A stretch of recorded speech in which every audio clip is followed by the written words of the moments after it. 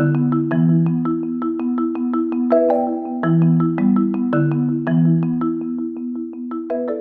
main finding of the book is that the European Union's engagement as a mediator has a positive effect in terms of stabilizing the conflict dynamics and making renewed escalation of the conflict less likely. So this is what I call the stabilizing effect of EU mediation. At the same time, however, we see that the EU's effectiveness also has its limits.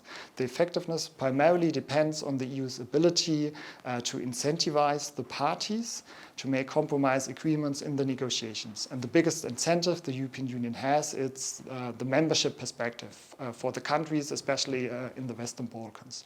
So if this incentive is absent, the EU is less likely to negotiate or broker agreements between the conflict parties.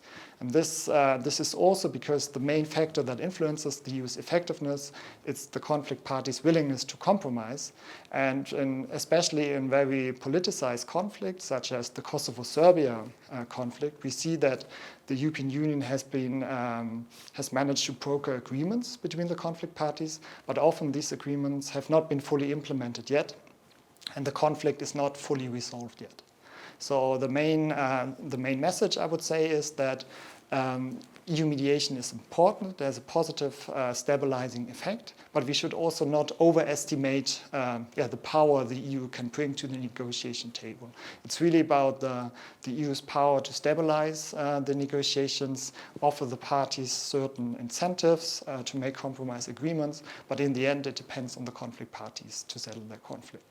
And for example, in another case, in the Geneva International Discussions between Georgia, Russia, South Ossetia and Abkhazia, we see that the conflict parties are not willing at all to make any compromise agreements. So the only thing the European Union can do, and it has successfully done the last few years, is try to build confidence, try to build bridges between the parties and trust for a future, for possible future agreements. The main recommendation that arises from the book is that the European Union needs to strengthen its capacities for mediation, and there are several ways to do that. One important aspect would be to better exploit the technical expertise and the experience the European Union has in resolving conflicts. So especially within the European Commission, there's great expertise when it comes, for example, to border management or other issues that are important in conflict resolution. And the EU needs to better exploit and utilize this expertise for its mediation engagements.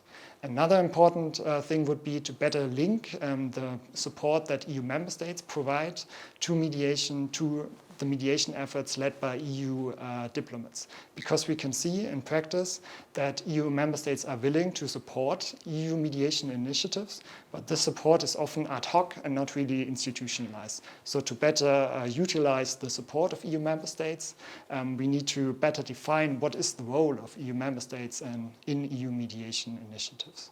The European Union needs to update its mediation concept, which was developed in 2009, and it's the main reference point for EU mediation initiatives. However, the concept is largely descriptive, and the EU needs to better define its main priorities and objectives when it comes to mediation, and also define in which conflicts it wants to become engaged, in which mediation role, and also what partners it wants to support in terms of financial or operational support as mediators in conflicts.